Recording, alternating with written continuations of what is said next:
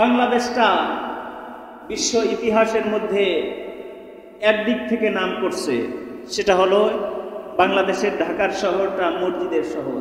কিসের শহর? মসজিদের শহর।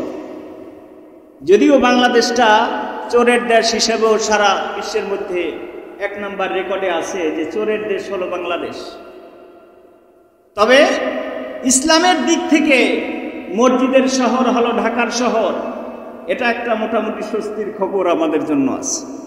কিন্তু মোড়ে মোড়ে মসজিদ থাকলে কি হবে?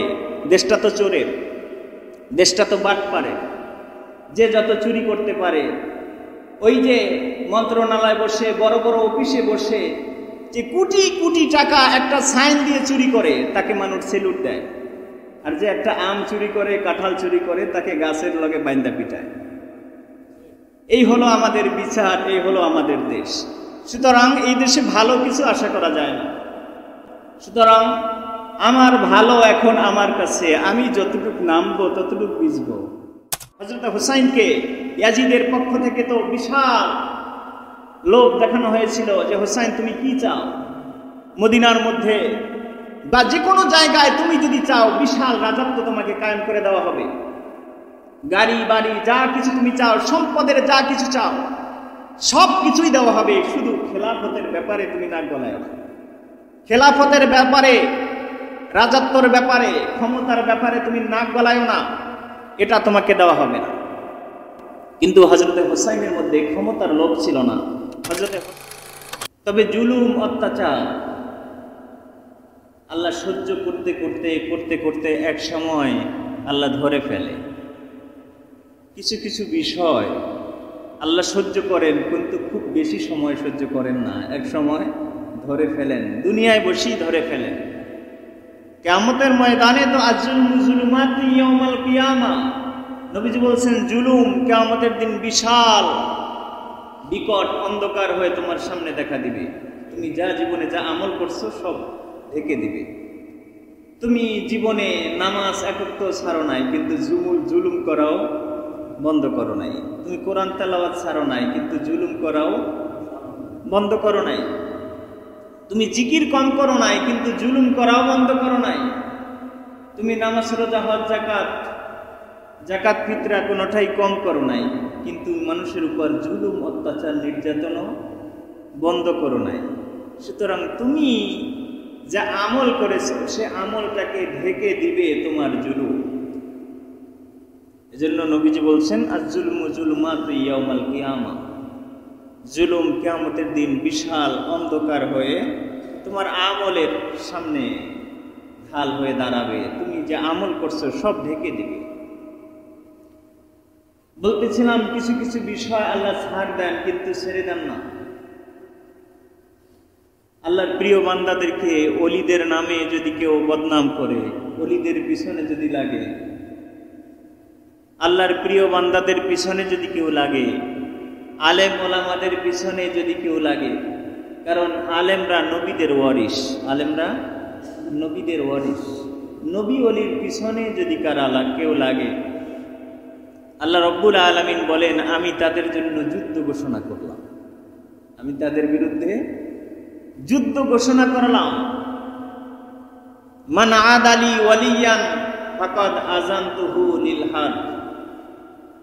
আল্লাহ রব্বুল আলামিন বলেন আমার কোনো প্রিয় বান্দা, নবী ওলি যারা আছে, তাদের বিরুদ্ধে যারা দুশমনি করে, আমি তাদের বিরুদ্ধে যুদ্ধ ঘোষণা করলাম।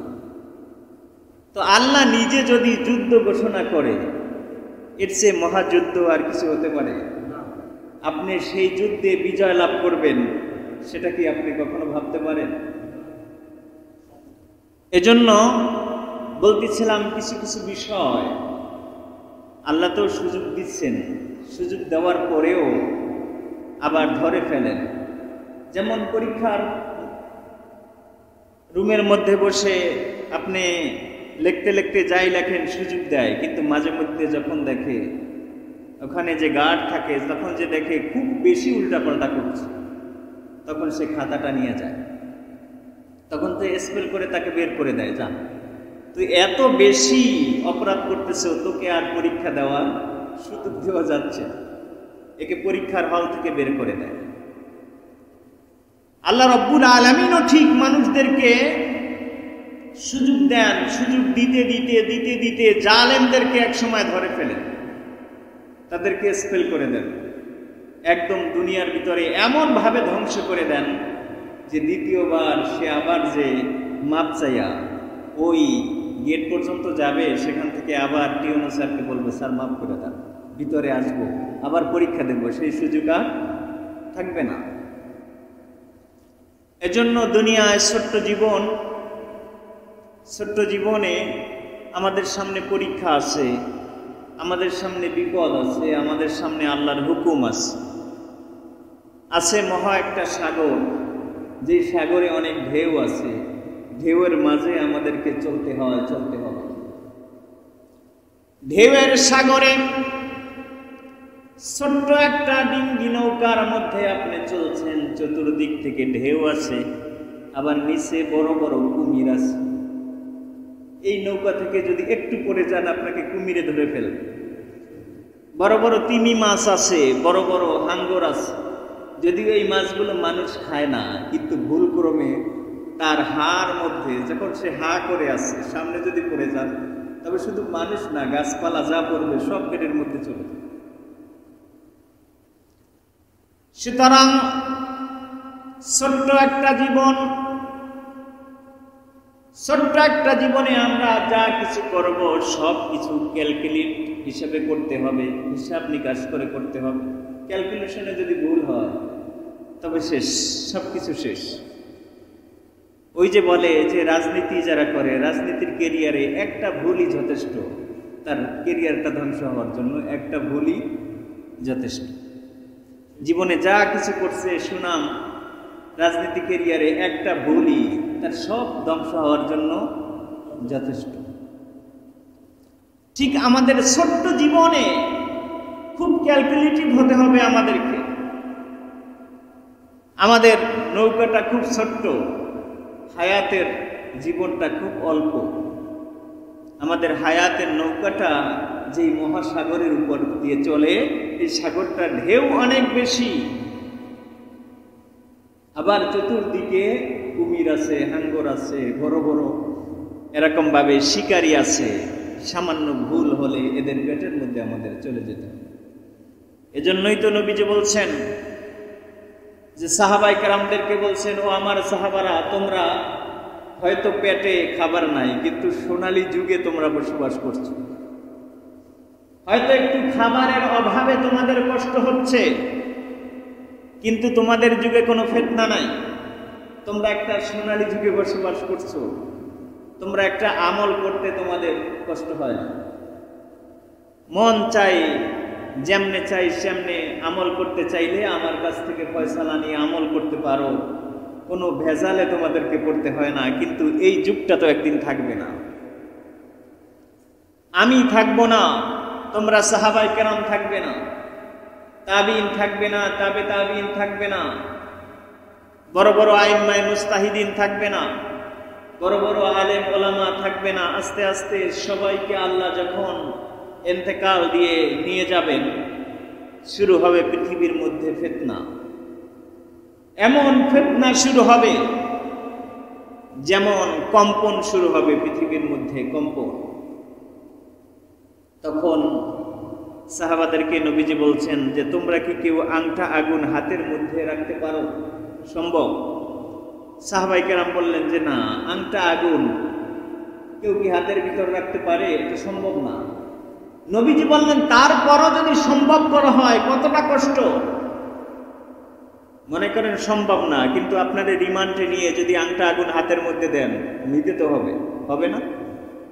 আপনি যখন কারেন্টের শর্ট দেওয়া হয়, আপনি কি কারেন্টের শর্ট সহ্য করতে পারেন? কিন্তু সহ্য তো করছেন। কেমনে করছেন? ওই যে বলা হয় যে তুমি কয়টা পিটান খাইতে পারো, যে একটাও না। যদি হাত পাও বাইন্ধে দেওয়া হয়, তাইলে যতক্ষণ পিটাইবেন ততক্ষণ। তো আংটা আগুন কেউ হাতের মধ্যে নিতে পারে না, নেওয়া যায় না। কিন্তু আংটা আগুন হাতের মধ্যে নিতে যদি বাধ্য করা হয়, তাইলে তো নিতে হয়, নিতে হয় না? সেটা কতটা কষ্ট। নবীজি বলছেন তার চেয়েও হাজার হাজার গুণ বেশি কষ্ট হবে সে জমানায় মানুষের ঈমান ঠিক রাখা। মানুষের ঈমান ঠিক রাখা সবচেয়ে বেশি কষ্টকর হবে। এত সহজ না, ঈমানকে ঠিক রাখা এত সহজ না। এজন্যই বললাম আমাদের ছোট্ট জীবনটা খুব ক্যালকুলেটিভ জীবন। ছোট্ট একটা নৌকা, কিন্তু চলতেছি মহাসাগরের উপর দিয়ে, চতুর্দিকে বিপদের শেষ নাই। চতুর্দিকে একটু যদি অ্যাক্সিডেন্ট করি আমার জীবনের সবকিছু শেষ হয়ে যায়। এজন্য ইমাম বুখারী আমাদেরকে আগে আমল শিখান নাই। কি শিখান নাই? আমল শিখান নাই, আগে শিখাইছেন নিয়াত। কি শিখাইছেন? নিয়াত। ইমাম বুখারী আল্লাহ রাব্বুল আলামিনের পবিত্র কোরআনুল কারীমের পরে পৃথিবীর মধ্যে হাদিসের কিতাবের মধ্যে সবচেয়ে বেশি গ্রহণযোগ্য কিতাব হলো ইমাম বুখারীর লেখা বুখারী শরীফ, সহিহুল বুখারী। এই বুখারীর মধ্যে ইমাম বুখারী সর্বপ্রথম নিয়াতের হাদিস আনছেন। ইন্নামাল আমালু বিন্নিয়া ওয়া ইন্নামা লিকুল্লি ইমরিইম মা নাওয়া ফামান কানাত হিজরাতুহু ইলাল্লাহি ওয়া রাসূলিহি ফাহিজরাতুহু ইলাল্লাহি ওয়া রাসূলিহি ওয়া মান কানাত হিজরাতুহু ইলাদ দুনিয়া আবিমরাআতিন ইয়ানকাহাহা ফাহিজরাতুহু ইলা মা হাজারা ইলাইহি। ইমাম বুখারী বুখারী শরীফের মধ্যে তিনি সর্বপ্রথম আমাদেরকে নিয়াত শিখাইছেন, যে নিয়াতকে আগে ঠিক করতে হবে। নিয়াত যদি ঠিক না থাকে আমল ঠিক হবে না। তুমি নামাজ পড়তেছো, তোমার নিয়াত ঠিক নাই। তুমি রোজা রাখতেছো, তোমার নিয়াত ঠিক নাই। তুমি যাকাত দিচ্ছ, তোমার নিয়াত ঠিক নাই। তুমি হজ করতেছো, তোমার নিয়াত ঠিক নাই। সব কিছুই এলোমেলো। তাইলে তোমার কিছুই হবে না যদি তোমার কাছে নিয়াত ঠিক না থাকে। এজন্য তোমার সর্বপ্রথম নিয়াতকে ঠিক করতে হবে। এজন্য বলতেছিলাম সত্য জীবন আমাদের। ছোট্ট জীবনের মধ্যে আমি যা কিছু করব, যেথায় যা কিছু করব, যেথায় যাব, সর্বপ্রথম আমার মনকে আমার ঠিক করতে হবে। আমি কোন পথে যেতে চাই, আমি কোন পথে হাঁটতে চাই। আল্লাহ রাব্বুল আলামিন শিখায় দিয়েছেন, ইহদিনাস সিরাতাল মুস্তাকিম সিরাতাল্লাযীনা আন'আমতা আলাইহিম গায়রিল মাগদুবি আলাইহিম ওয়ালাদ-দাল্লিন। আল্লাহ রাব্বুল আলামিন শিখায় দিয়েছেন, তোমরা আমার দরবারে বলো, নামাজে যখন তোমরা দাঁড়াও তখন আমার দরবারে দরখাস্ত করো, ইহদিনাস সিরাতাল মুস্তাকিম, সরল সঠিক পথে আমাদেরকে আপনি চালান। আবার শিখাই দিয়েছেন সরল সঠিক পথটা কেমন হবে। সে পথটা এমন, সিরাতাল্লাযীনা আন'আমতা আলাইহিম, সরল সঠিক পথে চলার কারণে যাদেরকে আল্লাহ পুরস্কার দান করছেন, ইনাম দান করছেন, তাদের পথে চালান। ইনাম প্রাপ্ত কারা? মুফাসসিরে কেরাম বলেন এরা হলো চার শ্রেণী। এরা হলো চার শ্রেণী যারা আল্লাহ রাব্বুল আলামিনের পক্ষ থেকে ইনাম পেয়েছেন, পুরস্কার পেয়েছেন। এরা হলো চার শ্রেণী। প্রথম শ্রেণী হলো নবী রাসূলগণ। সুবহানাল্লাহ। আল্লাহ রাব্বুল আলামিন শিখায় দিয়েছেন, তোমরা এই চার শ্রেণী এদের পথে চলার জন্য আমার কাছে দোয়া করো, আমার কাছে দরখাস্ত করো। এর মধ্যে প্রথম শ্রেণী হলেন নবী রাসূলগণ। কিন্তু নবী রাসূল তো আমরা হতে পারবো না। হতে পারবো? নবী রাসূল সিলেক্ট করেন আল্লাহ। এজন্যই দুনিয়ায় যারা নবী দাবি করে এদেরকে আমরা কাফের বলি। কেন? এরা নিজেকে নিজে নবী ঘোষণা করছে। গোলাম আহমদ কাদিয়ানী, মির্জা গোলাম আহমদ কাদিয়ানী ভারতের পাঞ্জাব প্রদেশে 150 বছর আগে গুরুদাসপুরে জন্মগ্রহণ করেছিলেন গোলাম আহমদ। কাদিয়ান নগরে জন্ম, এজন্য তাকে বলা হয় কাদিয়ানী। এই মির্জা গোলাম আহমদ কাদিয়ানী তিনি নিজেকে নবী দাবি করছেন। তিনি বইতে লিখছেন, তার বইতে मोहम्मद आखिरी पैगंबर नहीं हो, मैं हो आखिरी पैगंबर। बोली नाउजुबिल्लाह। যেহেতু নবী রাসূল সিলেক্ট করেন আল্লাহ, এজন্য গোলাম আহমদ কাফের, তিনি কাফের। এর দাবিদার বাংলাদেশে যারা আছে এরাও কাফের। প্রথম শ্রেণী হলেন নবী রাসূলগণ, কিন্তু নবী রাসূল আমরা হতে পারবো না, সুতরাং এই পদটা বাদ হয়ে গেল। আর আছে তিনটা। দ্বিতীয় নাম্বার এনাম যারা পেয়েছেন এরা হলেন সিদ্দিক। সিদ্দিকে আকবর বলা হয় হযরতে আবু বকর সিদ্দিক রাদিয়াল্লাহু তাআলা আনহু। সমস্ত সিদ্দিকদের শ্রেষ্ঠ বলা হয় তাকে। নবীজি সাল্লাল্লাহু আলাইহি সাল্লাম নিজ মুখে তাকে সিদ্দিক উপাধি দিয়ে গেছেন। সুবহানাল্লাহ। সিদ্দিকদের দরজা হলো এমন,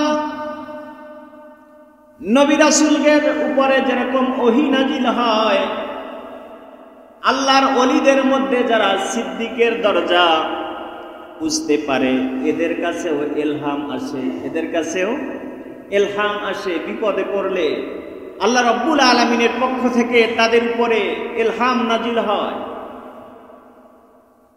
নবীদের উপরে যেরকম বিভিন্ন সময় নবীদের পক্ষ থেকে মুজিজা প্রকাশ পায়, সিদ্দিক যারা হয় এদের পক্ষ থেকেও কারামাত প্রকাশ পায়। কি প্রকাশ পায়? কারামাত। সুতরাং আল্লাহর ওলিদের মধ্যে যারা এরকম ইবাদত করতে করতে আল্লাহর একদম নৈকট্য অর্জন করে ফেলে, যাদের থেকে কারামত প্রকাশ পায়, এরা সিদ্দিকের দরজা পর্যন্ত পৌঁছে যায়। সুবহানাল্লাহ। তৃতীয় নাম্বার হলেন শুহাদা, শহীদগণ। আল্লাহ রাব্বুল আলামিনের সন্তুষ্টির জন্য যারা দুনিয়ার মধ্যে শহীদ হয়ে যায়, নিজের জীবনটা বিলিয়ে দেয়, যেমন শহীদ হয়েছিলেন হযরতে হুসাইন রাদিয়াল্লাহু তাআলা আনহু। সুবহানাল্লাহ।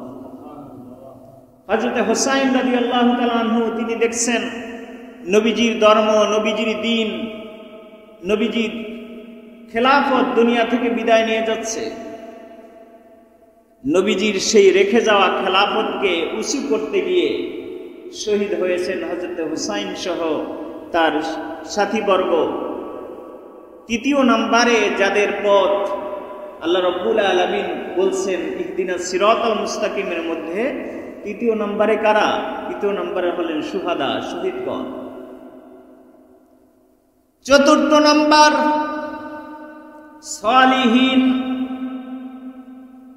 নেককার বান্দা, আল্লাহর ওলি যারা আছে, নেককার বান্দা যারা আছে, আল্লাহ রাব্বুল আলামিনের প্রিয় বান্দা যারা আছে, যাদের সব সময় ধ্যান খেয়াল সবকিছু থাকে আল্লাহ রাব্বুল আলামিনের সন্তুষ্টির জন্য, দুনিয়ার কোনো খেয়াল তাদের থাকে না। আমি কৃষি ক্ষেত্রে কাজ করতেছি, কিন্তু আমার মনটা থাকে আল্লাহর হুকুমের দিকে। আমি আমার জমিতে কাজ করি, আমি একটা বীজ বপন করছি, কিন্তু আমার বীজটার সাথে আল্লাহ যোগ হয়ে গেছে। আমি বিসমিল্লাহির রহমানির রহিম বলে আমার খেতে আমি বীজটা বপন করলাম, আমি সালিহিনদের দরজায় আমার নামটা লিখে ফেললাম। সুবহানাল্লাহ। আমি আমার ফসল কাটতেছি, ফসল কাটার সাথে আমি আল্লাহর নাম যোগ করলাম, আমি বিসমিল্লাহির রহমানির রহিম বলে আমার ক্ষেত থেকে আমি ফসল ছিঁড়লাম, কিন্তু আমার ফসলের কাজ আমি করতেছি, আমার রোজগারের কাজই আমি করতেছি, কিন্তু সাথে সাথে আমার দুনিয়ার কাজটাও আমার ইবাদত হয়ে যাচ্ছে। সুবহানাল্লাহ। আমি রাস্তা দিয়ে হাঁটতেছি, নজরকে আমি নিম্নগামী কমে হাঁটছি। আমি যখন হাঁটতেছি মনে মনে আমি ইস্তেগফার করতেছি। আমি যখন হাঁটতেছি চওড়া রাস্তা যদি হয় আমি ডান দিক থেকে আমি হাঁটতেছি। রাস্তা যদি সেরকম সুন্দর হয়, চওড়া হয়, যেরকম আমার মন মতো রাস্তা আছে, চিপা চাপা অনেক সময় রাস্তায় মন চাইলেই ডান দিক থেকে চলা যায় না, অনেক সময় বিপদে পড়া লাগে। সেরকম যদি সুযোগ মতো রাস্তা হয় আপনার ডান দিক থেকেই চলবেন, এটা নবীজির সুন্নাহ। সালেহিনরা দুনিয়ার যে কাজ করবে সেই কাজের সাথেই আল্লাহকে যোগ করবে। আপনি একটা ঘর তুলবেন, আপনি দক্ষিণ দিকে জানালা কাটবেন, যারা সালেহিন না তারা নিয়াত করবে যে এখান থেকে বাতাস আসবে, আরামে আমি দুপুরে খাবার খাই আমি ঘুমাবো। কিন্তু যারা সালেহিন তারা নিয়াত করবে আমার ঘরে মা বোনরা থাকবে, আমার মেয়ে থাকবে, আমার স্ত্রী থাকবে, জানালা থেকে আলো আসবে, বাতাস আসবে, এখান বসে কোরআন তেলাওয়াত করবে। সুবহানাল্লাহ। নিয়াতটা দুইটা, সালেহিনের নিয়াত একটা, আর কাফের মুশরিক দুনিয়াদার মানুষদের নিয়াত আরেকটা। এজন্য কিন্তু সালেহিনের ভাগ্যে কিছু কম আসে না, কম আসে। যে লোকটা বিসমিল্লাহ বলে জমিতে ফসল বুনলো তার ফসল কি কম হবে? বিসমিল্লাহ বলে আবার ফসল কাটলো তার ফসল কি কম হবে? তারও যে ফসল হলো, যে লোকটা কিছুই বলল না তারও ফসল হলো। কিন্তু এই লোকটা তার নিয়াতের কারণে, প্রত্যেকটা কাজের মধ্যে আল্লাহকে যুক্ত করার কারণে তার দুনিয়ার কাজটাও ইবাদত হয়ে গেল, সালেহিন বান্দার অন্তর্ভুক্ত হয়ে গেল। আর আল্লাহ চাইলে অবশ্যই এর প্রত্যেকটা কাজের মধ্যে বরকত দিতে পারেন, দিতে পারেন না? অবশ্যই দিতে পারেন এবং দিয়ে থাকেন। আবার সালেহিন বান্দা প্রত্যেকটা কাজ করবে, কাজের শুরুতে আল্লাহ রাব্বুল আলামিনের উপরে ভরসা করবে। সে বলবে ইনশাআল্লাহ, ইনশাআল্লাহ আমি আজকের ওদিকে যাব, ইনশাআল্লাহ আমি আগামী দিন এই কাজটা করব, ইনশাআল্লাহ আমি এই কাজটা করার নিয়াত করেছি। প্রত্যেকটা কাজের সাথে সে ইনশাআল্লাহ যোগ করবে। মুহররম মাসের শেষ জুমা, মুহররম মাস শেষ হয়ে যাবে আমাদের মাঝখান থেকে। আবার এক বছর পরে মুহররম মাস আসবে। মুহররম মাস কেন আসে আমাদের মাঝে? খিচুড়ি খাওয়ার জন্য? জিলাপি খাওয়ার জন্য? গান গাওয়ার জন্য? না, মুহররম মাস আসে রক্তের ইতিহাসকে আবার মানুষদের মাঝে তাজা রক্তে পরিণত করার জন্য।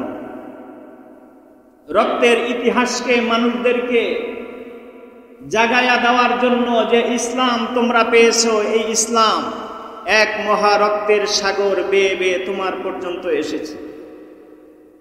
তুমি যে ইসলামের উপর দাঁড়িয়ে নিজেকে মুসলমান দাবি করে রমজান মাসে মানুষের সামনে বসে এরকম দাঁড়ায়া দাঁড়ায়া সিগারেট টানছো, এই ইসলামটা এত সহজে তোমার মাঝখানে আসে নাই, তোমার পর্যন্ত আসে না। মসজিদে আজান হচ্ছে, মুখে দাড়ি আছে, মাথায় টুপিও আছে, গায়ে পাঞ্জাবি আছে, মসজিদে না আসে তুমি বাজারের দিকে চলে যাচ্ছ। বাজারে গিয়ে যে বাজারের মসজিদে ঢুকছো তা না, ঢুকছো চায়ের দোকানে, যেখানে সামনে তোমার টিভি মোবারক আছে, হিন্দি সিরিয়াল চলতেছে। সুতরাং তুমি যেই মুসলমান দাবি করে শয়তানের বন্ধু হয়ে শয়তানের কাজগুলো করছো, মুহররম মাস তোমাকে স্মরণ করায় দিচ্ছে তুমিও মুসলমান।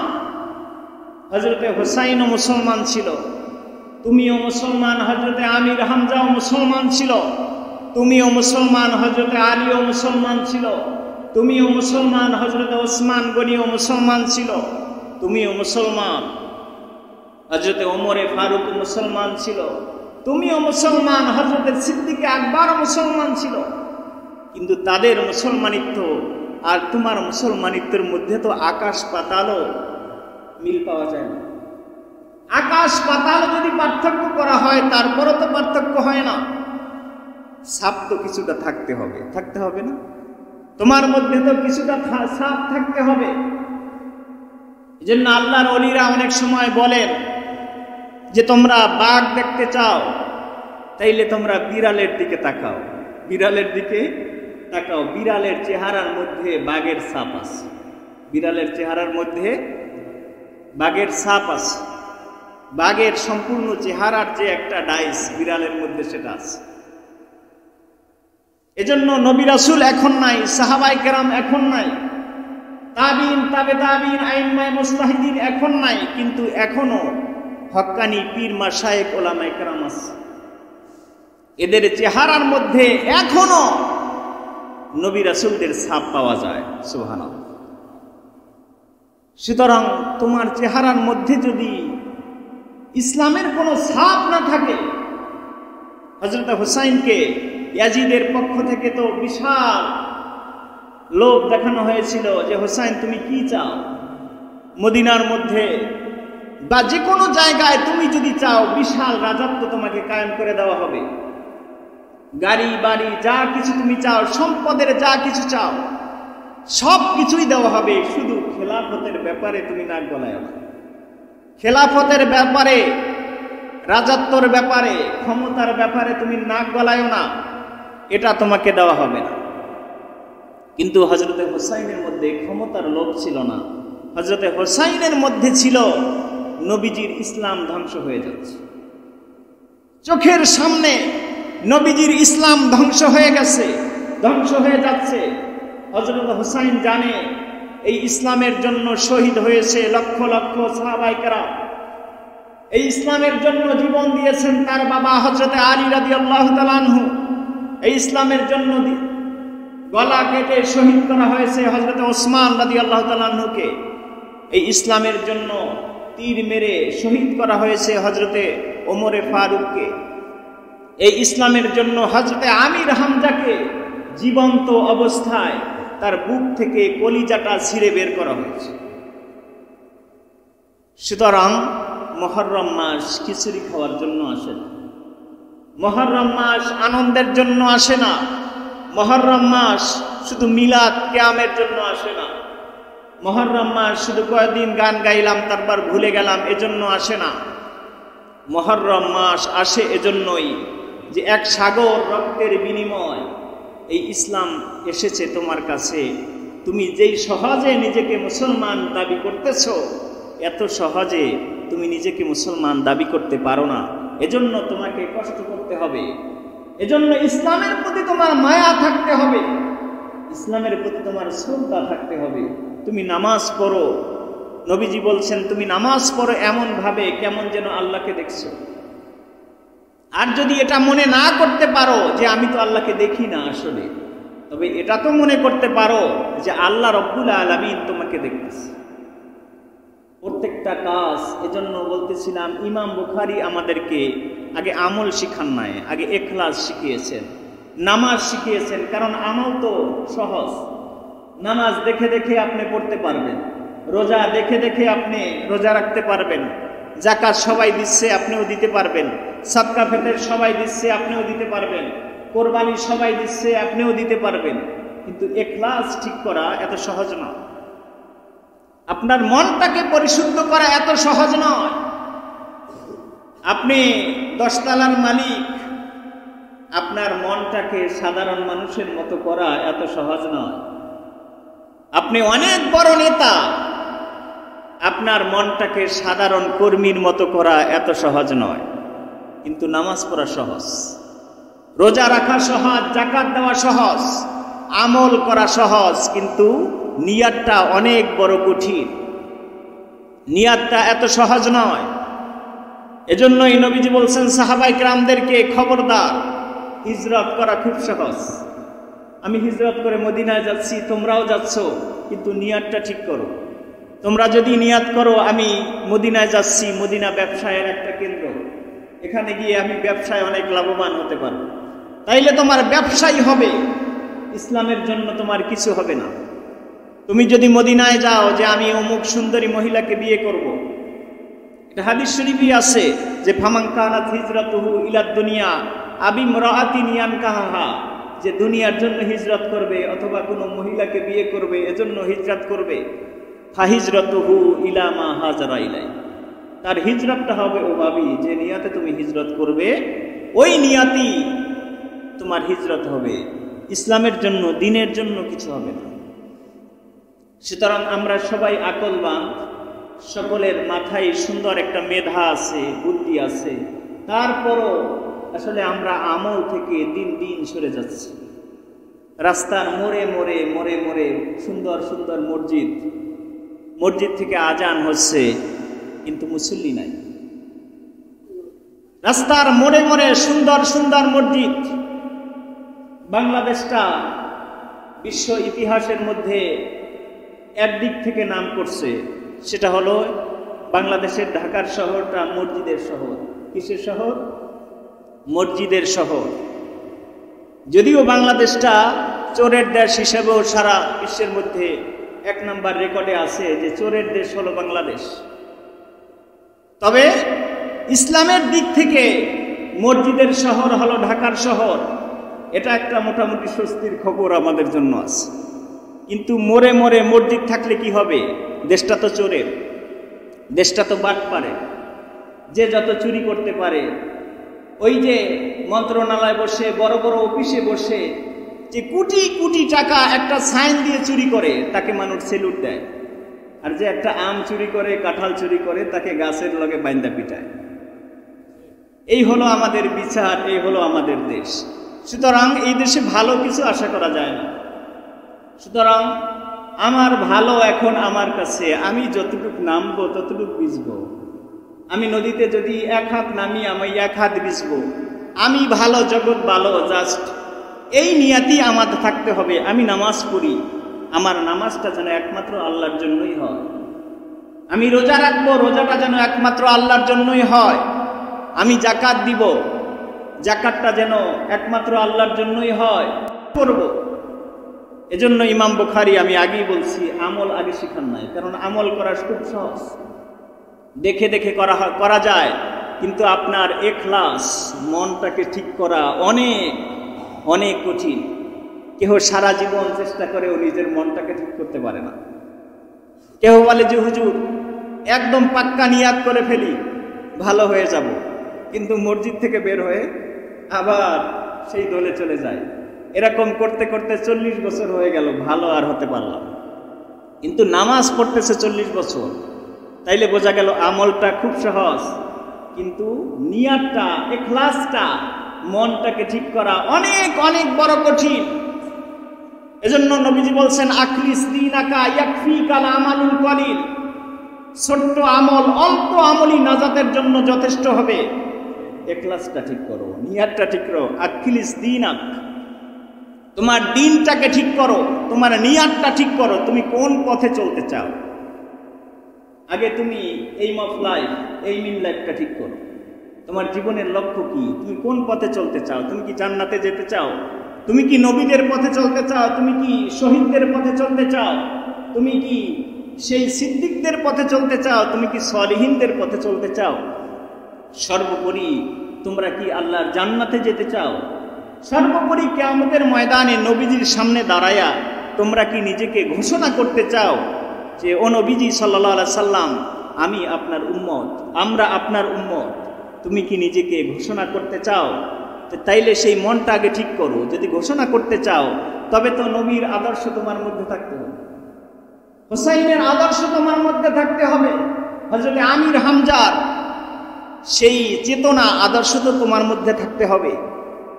এজন্যই মুহররম মাস, এজন্য কথাগুলো বললাম। মুহররম মাস আজকের বিদায় জুমা, মুহররম মাসের শেষ জুমা শেষ হয়ে যাচ্ছে, কিন্তু যেন এমনি শেষ হয়ে যায় না। ঈমানকে তাজা করতে মুহররম মাস আমাদের কাছে আসছে। আমরা যেন ঈমানকে তাজা করে হযরত হুসাইনের আদর্শে আদর্শবান হয়ে নবীজির খাঁটি উম্মত হিসাবে নিজেকে গড়তে পারি। আল্লাহ রাব্বুল আলামিন আমাদের সকলকে তৌফিক দান করুক। সকলে বলি আমিন। ওয়া মা তৌফিক ইল্লা বিল্লাহ। আসসালামু আলাইকুম ওয়া রাহমাতুল্লাহি ওয়া বারাকাতুহু।